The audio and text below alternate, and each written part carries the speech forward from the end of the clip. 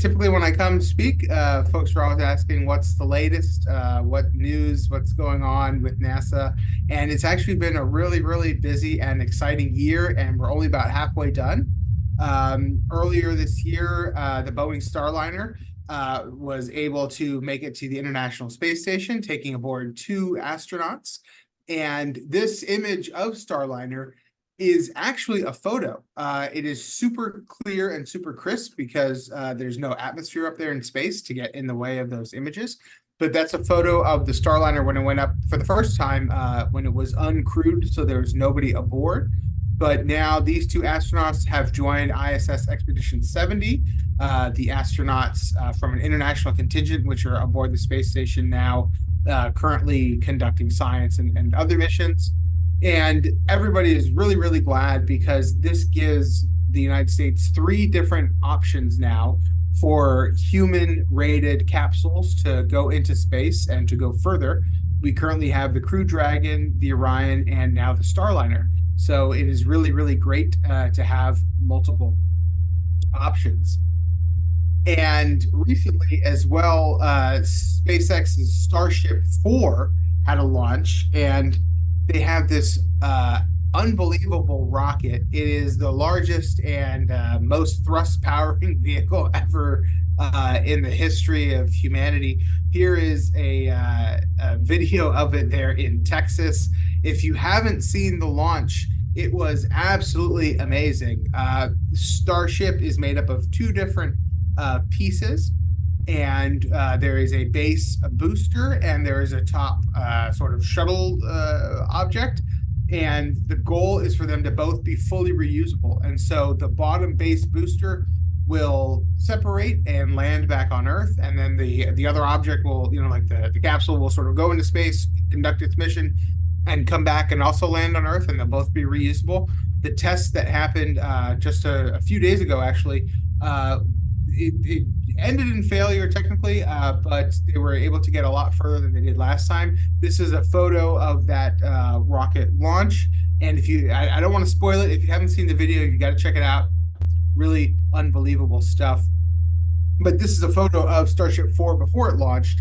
And NASA has contracted SpaceX to provide Starship as a way to get back to the moon. And if you see that top part there that's in black, ideally, once this is all complete, that will be a lunar capsule that will land on the moon. It's gigantic, but it still will get the job done, and people will be able to go up and back from the surface of the moon. And speaking of people, NASA is actually hiring for the new astronaut class. They conduct astronaut intakes every 4 years. Every year every intake, they usually get about 18,000 applicants, but only about 8 to 4 actually make the cut. This is the astronaut class that you're looking at now of 2021, or sorry, 2021, and they are the first Artemis rated crew. So those folks are part of the group that will eventually make their way out to the moon and Mars if we continue our missions and if we're successful. And yeah, they're looking for new astronauts, and so we can talk about that later. But one of the cool things about this photo is that it also has in the background NASA's administrators. There's an elderly gentleman back there in a blue jumpsuit, and a woman back there in a blue jumpsuit. Those are the administrator and deputy administrator of NASA. And if all the astronauts are in blue jumpsuits and they're in blue jumpsuits, can anyone guess why they are also in blue jumpsuits? Anyone? Feel free to shout it out. Are they going up? Are they going up? Yes, they are former astronauts. Bill Nelson, he was a former space shuttle payload specialist. He became a U.S. senator for a long time as well. And Pam Melroy, she is a former United States Air Force colonel who's actually logged more than 6,000 flight hours in more than 50 different aircraft She's actually a combat veteran from Operation Desert Shield and Desert Storm and Operation Just Cause. And she flew more than 200 combat and combat support hours. She was an astronaut and a space shuttle commander. So it's really interesting when you have an organization that's sort of led by people who did sort of what you call the frontline work of that organization. And NASA's really, really lucky to have them. But more importantly, we are talking about Mars. And this is an artist's rendition of what Mars could have looked like billions of years ago when it was full of water. And Mars is similar in size and shape to Earth. It has water. It has an atmosphere. It's quite thin, but it does have an atmosphere. There is ice. There is all sorts of interesting things on Mars. And one of our questions is that this is what Mars looks like now. You don't find oceans. You don't find rivers. You don't find running water. There is some ice, and it evaporates and it freezes. And one of the big questions we have about Mars is Mars Earth a long, long time ago, and it's going to turn into something like Earth? Or is Mars what a long time ago with all that water? Is that what we used to be? And the Earth is going to turn into Mars, but we're going to lose all of our water and most of our atmosphere. There are active volcanoes on Mars. There's all sorts of things going on, but we don't know. Is Mars our future or is Mars our past? And for the last decades, we've been sending probes and missions to Mars to sort of find out more. Some of the most recent ones in 1997, we sent the Pathfinder named Sojourner. This was a small rover, and it was able to take some really great images and to operate as the first rover outside of the sort of Earth Moon system. In 2004, NASA sent Opportunity and Spirit and Opportunity. These are two separate rovers. They landed in two separate locations, and they were powered up until quite recently. Opportunity was active until 2018, and it holds the record for the most distance traveled on Mars. And everyone's familiar with the Curiosity Lab. This was a car-sized robot that NASA landed in 2012. Its goal was to sort of investigate a gigantic crater to see if it had the conditions that were favorable for microbial life. Our goal is to try and find life on Mars, and the way we're doing that is to try and find for evidence that it used to be there. And we can get into some more of that later. And it's kind of hard to see, but there's a tiny hole of gray towards the bottom middle of that photograph there, and that's a hole that Curiosity dug by shooting a laser at it, which is pretty cool to go to other planets and shoot lasers. But there's an interesting photo here of all the different sort of rover sizes and things, and they keep getting bigger. They keep getting more elaborate. The first sets, Spirit, Opportunity, and Sojourner, were solar powered. And what we found is Mars has a ton of wind and a ton of dust and a ton of dirt, and it makes it really, really difficult to clean off those solar panels over time. And so the rovers were in good condition, but they just kept getting dirtier and dirtier, and they couldn't get enough sunlight. And so eventually they sort of powered down and will sort of be buried a bit by that dirt, which is why for Curiosity, they switched over to a nuclear battery. And so there is a small sort of nuclear reactor type battery on the device. And so it doesn't need any sunlight, and it can operate in all sorts of different conditions. And in 2020, we sent out the Mars rover Perseverance. And so this was a rover built on the same sort of architecture as the Curiosity, but it has different scientific equipment. As you can see there, it brought aboard a helicopter, it brought aboard improved cameras, and it brought the first microphone on to an object on Mars, and so we could take the first sound recordings from Mars, which is not just cool but actually scientifically interesting. And we can get into that a bit later. But Mars Perseverance, the main goal was the direct search for life, and the way that we were going to do that was to take samples and return them back to Earth. We've yet to return a sample from Mars to Earth. We have pieces of Martian rocks on Earth, but they came from asteroids, meteorites, things like that. But we don't have, we've never gone there, chosen a rock, picked it up, and brought it back. And so we'll talk a bit more about that in a minute. But one of the really cool things about having rovers and stuff on Mars is we can get a weather update, which is kind of cool. It is currently, this is our most recent weather from June 10th. It is currently early summer on Mars, so the high is -3 and the low is -70. So it's a pretty cold planet, and it would be hard to survive on Mars without a lot of help, but it wouldn't be impossible. And it's very, very interesting to think about just how cold it gets out there. Because typically when we see a desert like that, you think it's going to get really hot, but it is further from the sun.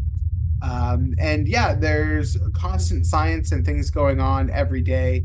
NASA provides these raw images in regular uploads when they can happen. And this is an image that was just taken today on Mars. This was acquired by the front hazard avoidance camera, which helps the rover avoid things like giant rocks or pebbles that it might not notice. And if you take a look at this photo, what's really interesting is just how similar it looks to a dry creek bed, or if you've ever seen photos of the lakes when they dry out in the summer. That's where we think we are right now, in what used to be a giant riverbed, a giant delta outflow. And so there was lots and lots of water on top of these areas, flowing water, and you can see how it eroded this rock and left lots and lots of sediment. And so it's really sort of interesting to see how, if you were to Photoshop out the rover, this could be anywhere on Earth where you would see like a similar environment where there used to be water. And that's one of the real reasons why we're out there taking those samples. And we'll get into that in a bit too. But earlier in April, they took a core sample. This was a little video they took while they were boring out team what they call Bunsen Peak. It was a rock outcropping on the planet. This is the 21st rock core that they've collected, and the 24th sample overall for the mission.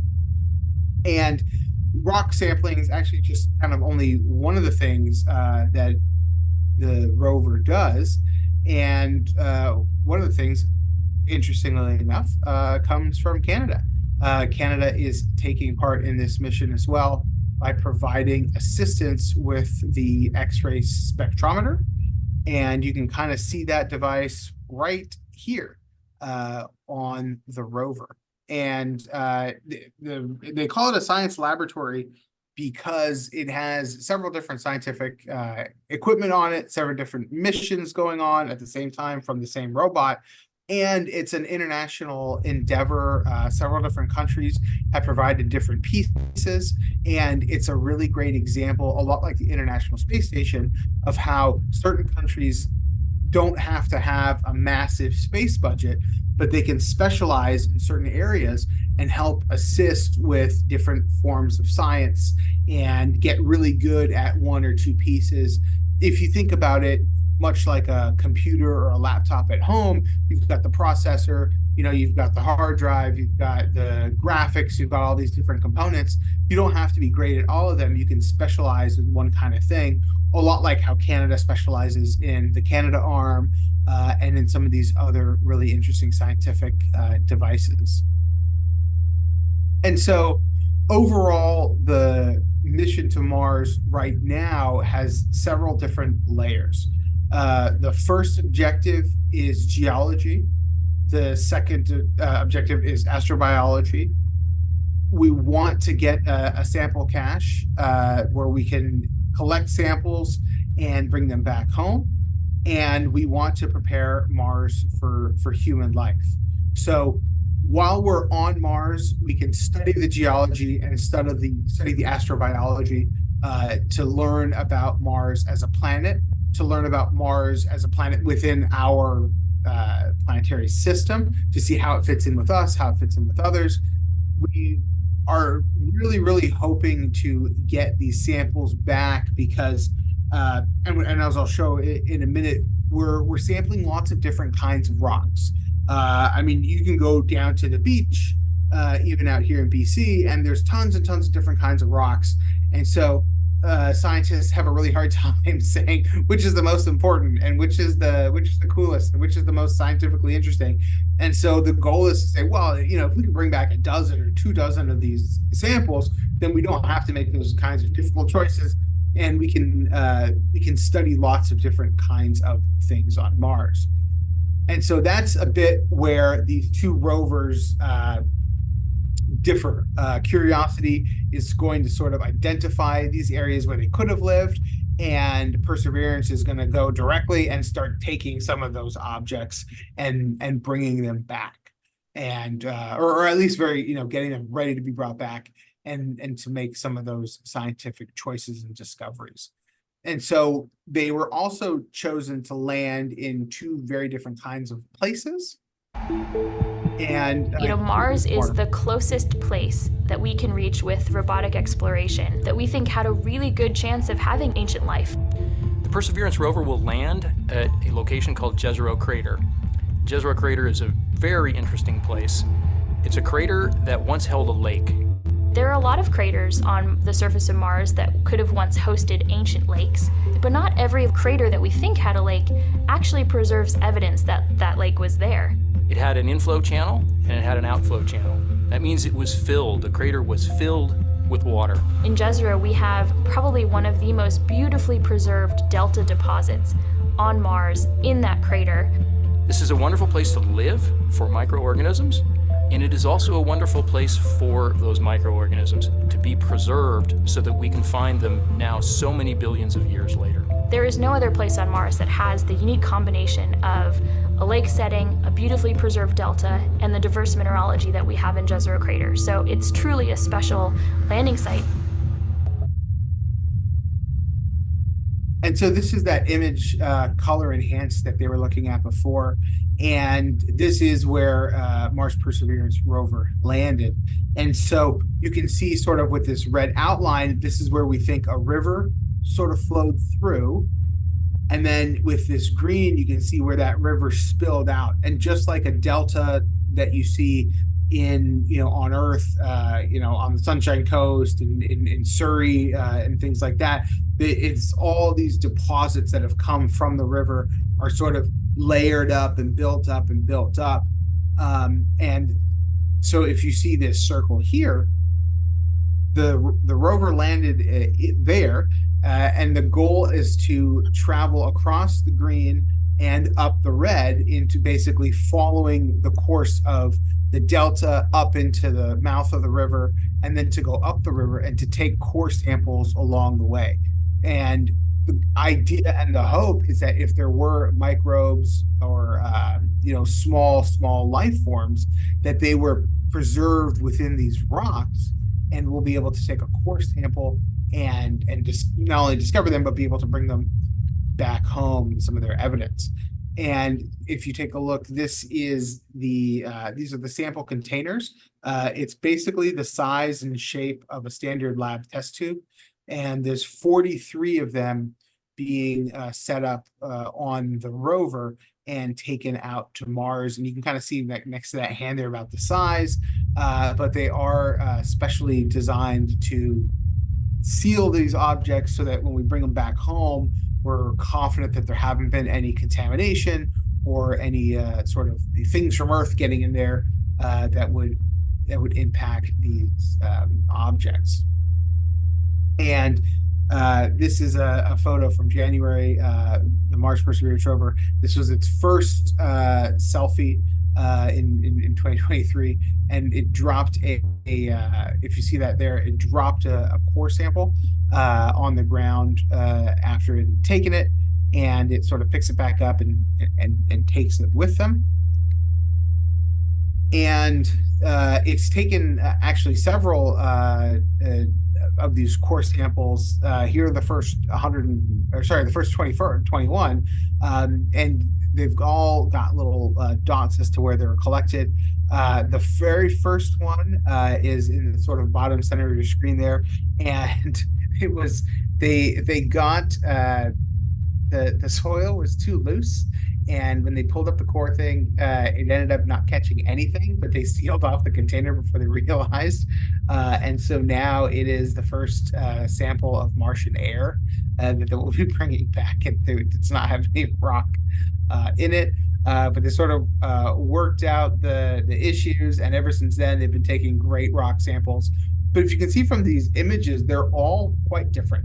The chemical composition, the sort of material composition, where they were taken, and what we hope to learn from them. Ideally, every one of them is different, and they're all annotated and put together.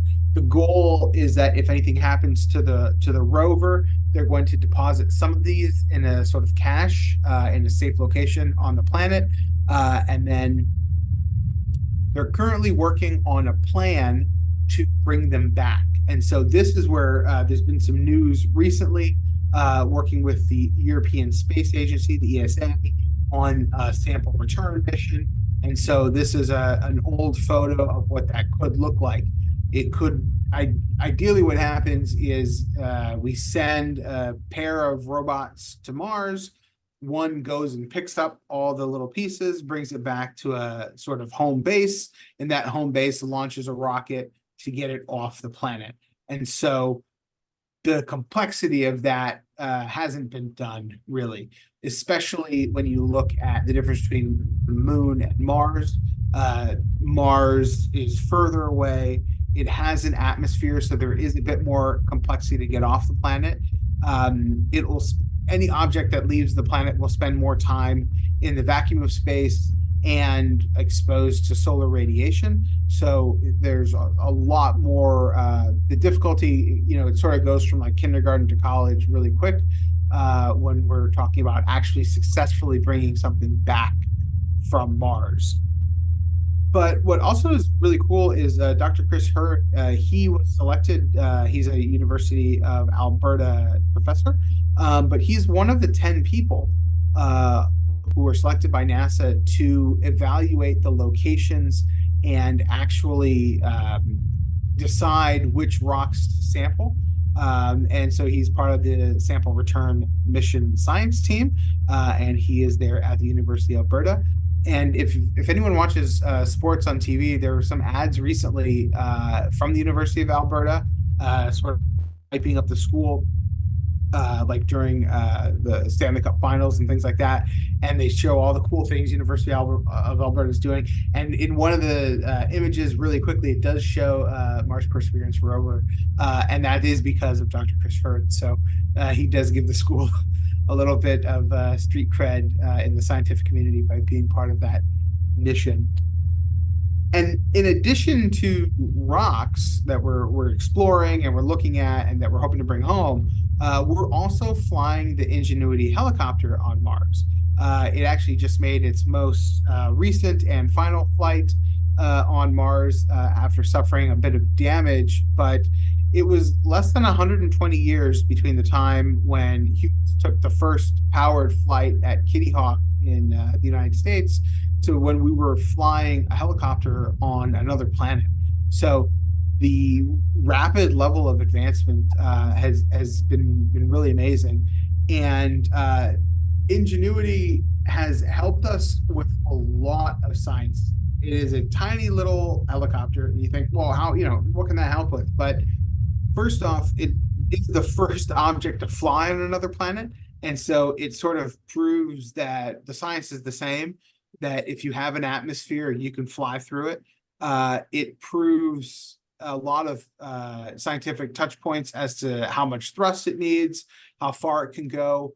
If you look at drones and their technology that we have here on Earth and how rapidly that's really advancing, drones are an amazing way to look at exploring other planets. So if you look at the rover, it's about as big as a Volkswagen Beetle. It's like a small compact car. It's about that big, but it can only go as far as a car, right? It can only travel so many miles in a day. It can only see so high up. But a drone, if you think of the possibilities of taking a drone to another planet, you can survey so many other areas. If you say, hey, there's an interesting rock over there, you can go over there, take a really close look at it, and come back without bringing the whole rover over there.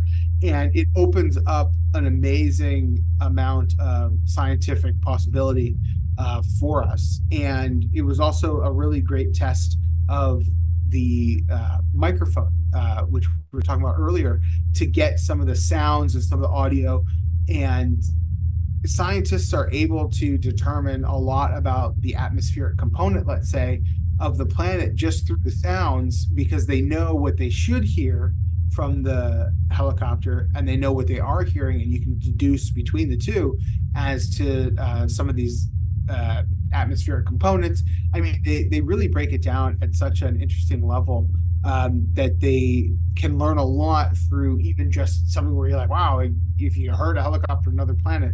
But there's scientists from every sort of discipline that are working on these projects, and they're able to glean a whole bunch of information. So it's really, really interesting stuff, and it shows that future will probably be sending pairs of robots, a home base and some drones, a rover with some drones, things like that, to sort of break it up and give us a lot more possibility and a lot more options. And that sort of takes us to, the big question, what are we doing? What's coming up? And, what can we look forward to in the next few years? And that is the Artemis program. Artemis is the successor to the Apollo program. It is going to return humans to the moon and put them on Mars. In 2022, we launched Artemis 1. So this was the Orion spacecraft. The service module that's attached to it in the back is built by the European Space Agency. This is again, this is a photo, a really phenomenal and crisp photo, and it shows Orion basically headed to the moon, and then it came back, and it proved the flight worthiness of the vehicle, so that Artemis 2 can take place. And Artemis 2 will be a crewed mission, so people will be aboard that. They will take a very long trip around the moon, but they won't land. They'll just be testing out some of that equipment and some of those options.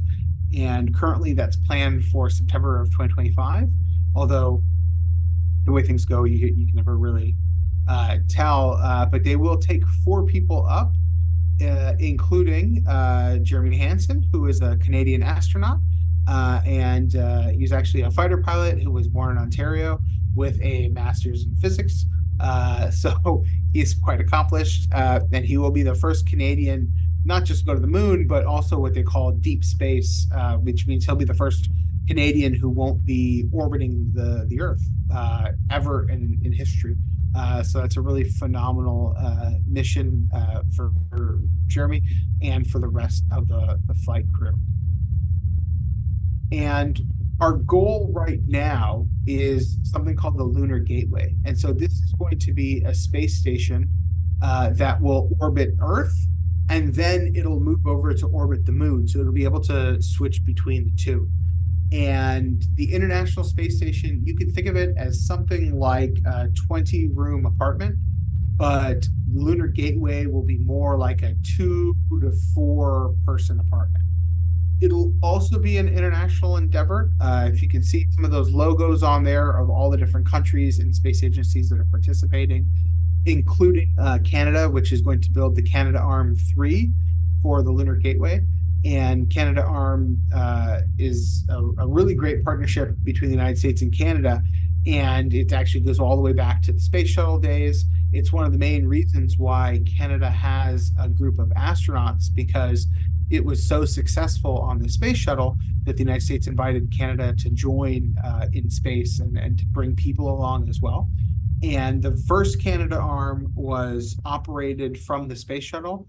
The second one is currently on the International Space Station, and it's operated jointly by the United States and Canada. So it's controlled from the ground, but it's operated jointly.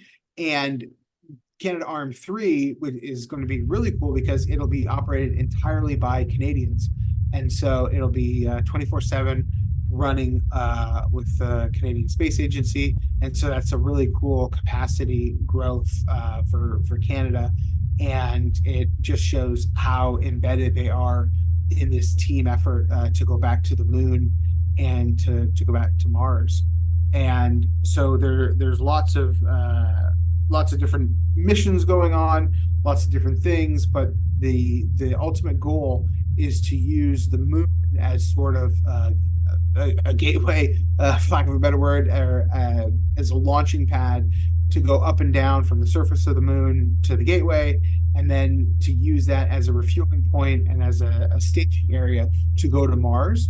And we're very confident that the systems that they're building now with Orion and with SpaceX and with some of these other organizations, including Boeing with their new Starliner, that they'll be able to bring all the equipment and bring all the science and stuff that's needed to make that interplanetary journey, which is what it is, to Mars. So that is definitely our goal, to bring people there by the 2030s. It's definitely achievable at the rate that we're going. And it's definitely something to look forward to if you are someone who's young and interested in science and who would love to learn more about what they can do to sort of join this mission from the Canadian side or from any of the supporting organizations that are filling in. So that's a bit of a quick rundown, but I am happy to take questions. And yeah, thank you very much for coming and joining us today and listening. And so I've definitely got tons of time if folks do have any questions.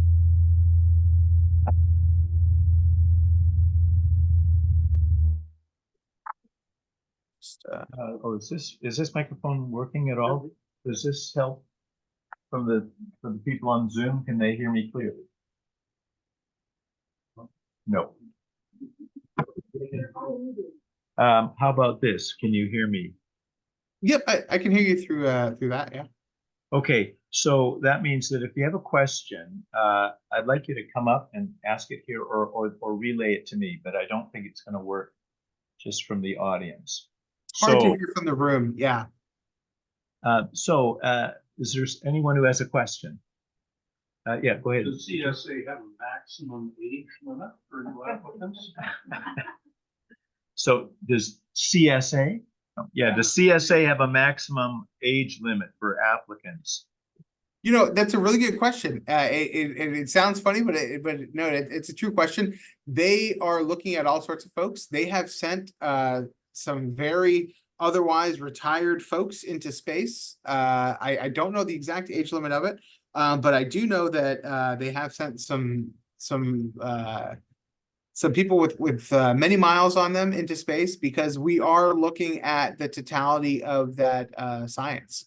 There is, you know, if humans are going to be working and living in space, we want to know how age, how all these things sort of affect them. And so, yeah, there's a lot to be learned, and there have been some folks who've gone up who've been pretty old. So, yeah, great question.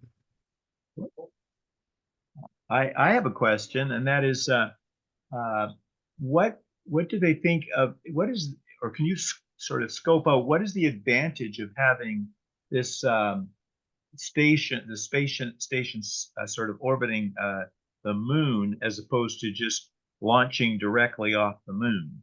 I mean, I guess I haven't really kept up with it, but I would have thought that just launching straight from the moon would give you much more space to spread out and set up your equipment. And why would you have a space station as a kind of a intermediate point? Yeah, that's a great question. So the most difficult thing and the most expensive thing is to launch something off of Earth, right? And so we have gravity, and truth be told, we're lucky we're not a larger planet, because the more gravity you have, the harder it is to get off the planet, right? And so once we can get something into space, it's relatively cheap to keep it there. Sort of like, when you pay for that flight to London, it's cheaper to stay there than it is to keep flying back. And one of the cool things is, if we can set the gateway up around the moon, what we can do is start taking smaller trips to the moon. So let's say, if you look at the Apollo program, they had to take all of the food and all the things that they needed down to the moon with them. But if you have reusable rockets, we can go up and go down for 2 or 3 days, and then go back to the space station. The same way we take extravehicular missions around, when they'll put on a spacesuit and sort of operate outside the space station. They don't have to have 3 days worth of food and 10 days worth of water and things like that. They can just sort of go out for a few hours. And to have a space station around the moon means we can start staging all of our food and fuel for the Mars trip, like one big gigantic gas station. And so, it just breaks up the trip. You don't have to take as large of a rocket. You don't have to take as much of things, because you're not taking that entire journey in one go. You can break it up into 3, 4, or 5 different trips. But it's a great question, because a lot of people, when these projects were getting funded and getting created, said, no, let's just go straight to Mars. Let's not mess around with the moon. But I think what they realize is, it's been so long since we've been to the moon, and it's so long since we spent long duration space flights anyway, since from the 60s, that we should really proof test some of these concepts and make sure that they work before we go all the way to Mars. But yeah, that's a good question. And I think there's some questions in the chat here. Let's see, how old do you have to be to go to NASA? Good question. So there are high school, or so I guess secondary and undergraduate students who can take international internships at NASA. And so if you connect with the Canadian Space Agency, they would be the organization that would get you set up for those. They're highly competitive, but there are international students that do make it into this international internship program. And so those are really cool, because they're paid, and they'll place you somewhere at one of the laboratories. And one of the things that we talk about when I talk to young students about that is that NASA has no money. And so the funny thing about that is that if you go to, like, let's say a big company and you get an internship, you're filing papers and you're getting coffee for your boss and this and that. But at NASA, there's no money, there's no extra money. And so one of the most important things is that you're going to be working on space critical projects. You're doing something that needs to be done for a mission that will go into space. Or perform, the science that needs to be done on Earth to get to space and things like that. There's not a lot of fluff. So it's a phenomenal internship, because you're going to be doing hands-on work for critical missions that the agency needs. So it's always very well sought after. The second one is also, is there the first woman and person of color going? Yep. On Artemis 2, there's African American and there's a woman on that team. And they will be headed to Mars, but there's been, or sorry, to the moon. But there's been women and people of all sorts of different races on the International Space Station and in the shuttle program. And there's been all sorts of folks that have gone up at different times and from different countries. Europe sends up all sorts of people, and the United States does as well. A lot of our partners, Russia sent up men and women. China also has a space station, and they are actively orbiting right now, and they send up men and women astronauts as well. So yeah, lots of different people are going up to space with lots of different backgrounds and lots of different scientific backgrounds. The next question is, what was the G-force on the shuttle? Oh, I don't know that offhand, but it was quite heavy. How many G-forces do you experience leaving the atmosphere? That's a good question. I think the minimum is like 6 Gs. So like 6 times the force of Earth. And yeah, it's very difficult, and it would be a lot less from some of these other planets that are a lot smaller. But the real trick is that, or would be the G-forces if we go to a planet that was larger than Earth, because it would exert even more force to try and hold you in. And so to get off the planet, it would take even more force to pull yourself off. There's a theory that there are aliens on other planets, but the planet is just too big to ever leave, that it would take too much energy in a rocket. The rocket would have to be too big and too impossibly large to even get off the planet. And so that the idea that there are these aliens that have sort of lived and adapted on these planets, but they might not ever be able to leave in the way that we leave with rockets and spaceships. So something to think about. Basically shaped like pancakes. Yeah, exactly, right? Question from Marie, could they perhaps use the moon as a slingshot to Mars? Yes, exactly. That's exactly what they're planning. Using gravity assist launches and it's something that they do all the time, and it's a fantastic way to save on fuel. But the thing about space is it's a lot like when you travel around now, it's cheaper to drive or to bike somewhere, but it'll take you a lot longer. So if, let's say, you're going to use a gravity assist to slingshot you into space, that's fine, but you might need more food and more water to go with it. So there's always a sort of balance, because we could do something really, really slowly and we'd have a ton of fuel, but it would take years and years and years, and we'd have to, all the fuel that we'd save, we'd sort of lose in weight by taking up food and whatnot. So definitely something to think about. Eli asks, are people going to farm and fish on Mars? Also, would they get sick of bread and potatoes?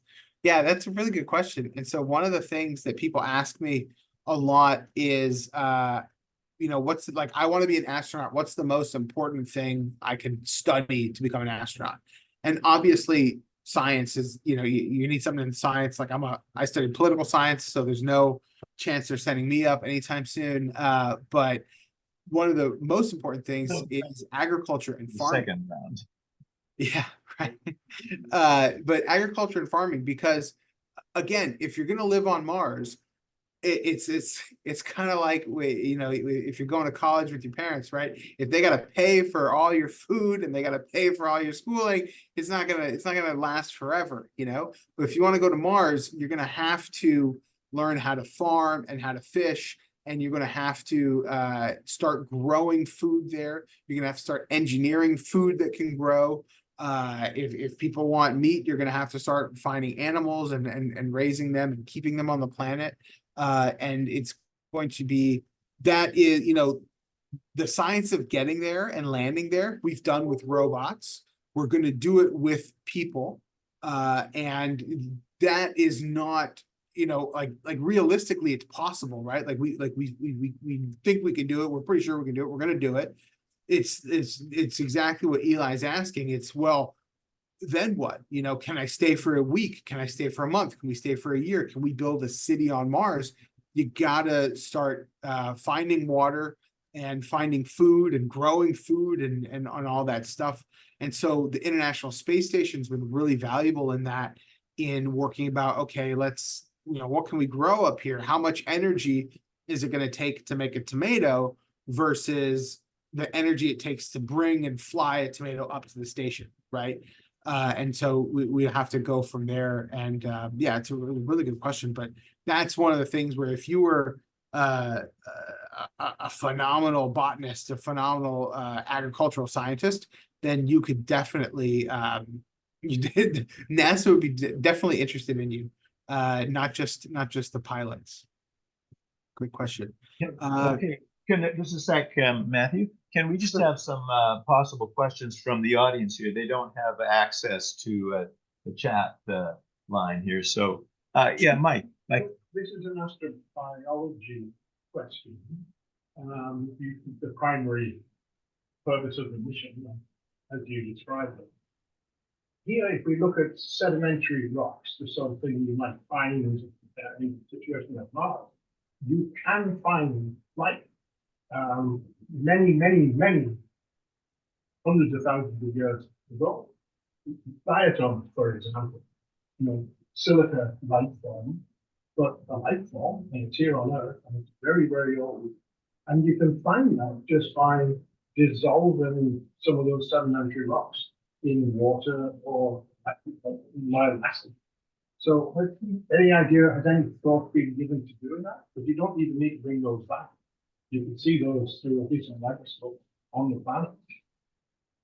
So, Matthew, did you catch the question?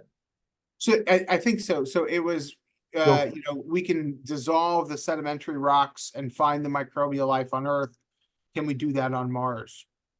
Yeah, the idea being that we wouldn't have to bring the sample back to Earth.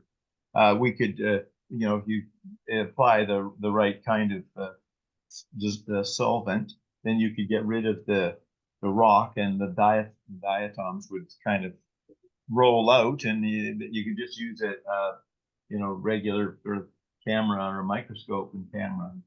Has anything been done like that, or is anything being proposed like that? Yeah, that's a good question. I know that there's several ways that they're looking at the rocks through, you know, physically breaking them apart, through using a laser. The laser will vaporize pieces of the rock and then study the smoke, which is pretty cool. And then there's the sampling. There's some other ones as well, the sort of X-ray radiation and things that the Canadian instrument does. I don't know if they use that method exactly. I think the challenge with that is that anything where you would have to bring the solvents and stuff into space with you increases the risk of contamination because of the solvents on Earth, and you'd run out of the solvents. And so I think a lot of the science and the equipment that they try to bring is sort of like reusable in the sense that, you know, as long as you've got energy for the laser, you can shoot it a lot, versus if you have to, you know, use like ammunition for the machine, you know, rivets in the nail gun, that kind of thing, you'd run out after a while. And then the scientists would have to fight over, you know, which one to use, and you'll come down to the last two, you know, things, and then they'd really be sort of paralyzed with indecision. So they like to try to have these reusable objects as much as possible. But that's a good question to use that method to find that sort of life. And as with anything that's government funded and open to the public, there's lots of people who think that the missions that we're doing, there's better ways and there's different ways and stuff. And so I don't know if they'll ever be able to please everyone with the way that they do it. But yeah, it's a good question. And there's been lots of people who've criticized exactly how and where and why and whatnot. Thank you. Is there another question from the live audience? Okay, you can return to the chat, the questions, if there's still any left. Sure. Are there plans to have AI run the ship on missions? Really good question, from James. Yeah, AI has really taken off, here on Earth. Right now, the way that the rovers work, the rovers are, piloted from Earth, through a series of preloaded commands. And people get to qualify for it. You get to pass a driving test to drive the Mars rover, which is pretty cool. And you get it, a lot of the way science works with NASA, where you have these things like the James Webb Space Telescope, things like that. Scientists will sort of ask for different time slots, and they'll have to sort of give a, sort of put in a proposal and say, well, I want to study this. I need 2 hours on the machine, blah, blah, blah. And then they sort of block it off and they say, okay, months from now at 2 a.m., you're gonna, have a chance to do this. With the rover, they plan out where they're gonna do several days in advance, several weeks in advance. So they're heading always sort of in a direction that they want to be. And we don't use AI for that just yet. It's still all manually sort of controlled and thought out. But the rover does have some autonomous control in small things. And it has some brains to know, okay, I have an error, let me like shut down, things like that. It's a bit more like programming than it is AI at this point.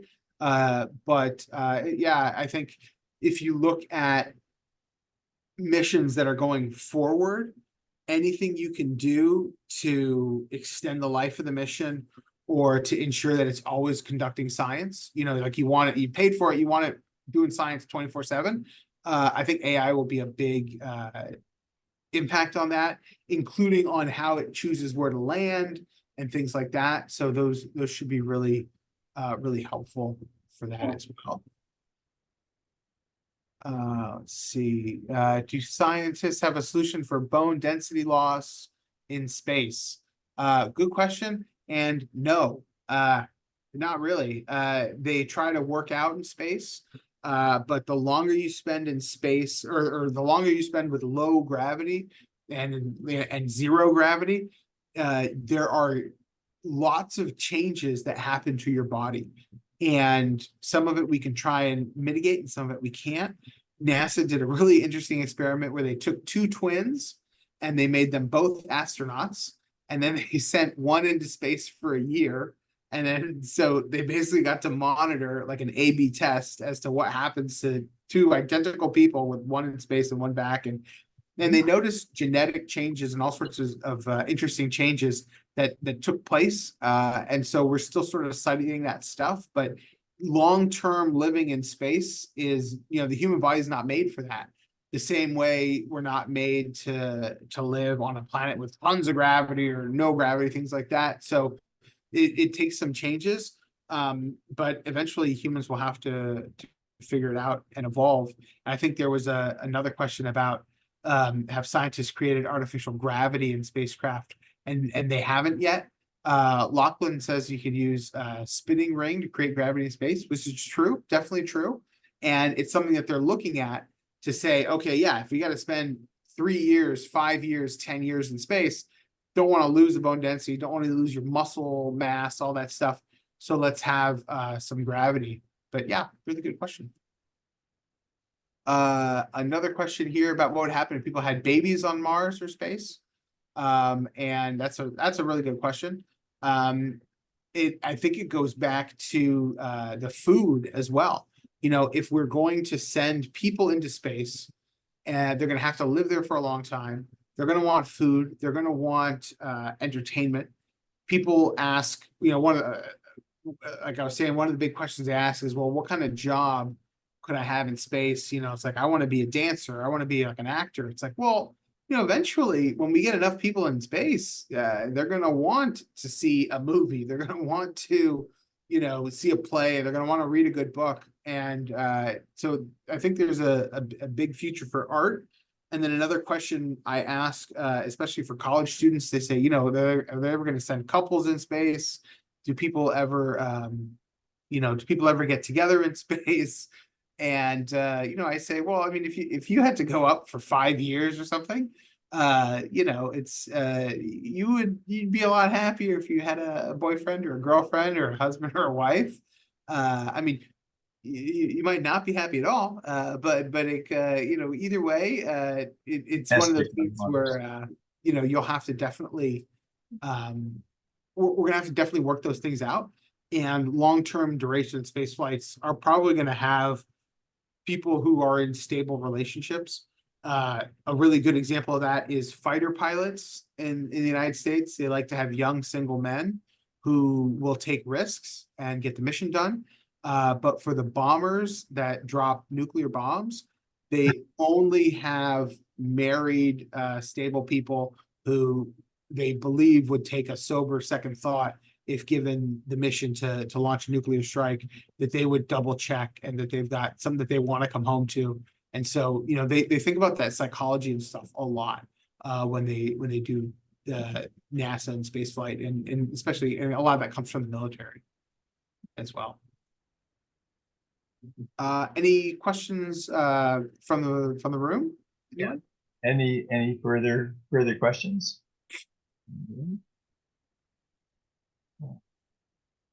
I was just thinking that the moon's gravity is weak. I was thinking about this slingshot thing. And I thought maybe if you could use the moon as an initial kind of boost and then do a bigger one going around the Earth. But they have to brake pretty aggressively, like the Apollo missions have to brake really aggressively to get themselves into the lunar orbit. So, yeah. So basically it's a question of why wouldn't we use the Earth as a slingshot rather than the moon, because the Earth is bigger, basically has more gravity. Do you know anything about that, Matthew? Yeah, and again, we've got, if you want to do the slingshot, we can fling something out pretty quick and pretty fast. That's how they got the Voyager probes out to all the planets. The slingshot's a great tool. The only challenge is just you have to make sure everything's aligned. That's why the 2030s are a good time to go to Mars, because we're in favorable conditions for that. But once you start moving out of these alignments, it's not the same, as the astronomers know. And so there's times where this stuff really works and there's times where it doesn't. And then the slingshot, I mean, I'm pretty sure if for Artemis 2, there's going to be a slingshot maneuvers anyway. So it's definitely something that we use to save fuel and to save time. Any other questions? Well, thank you very much, Matthew, for bringing this information to our attention, and I think we just owe him a hand of gratitude. Let's say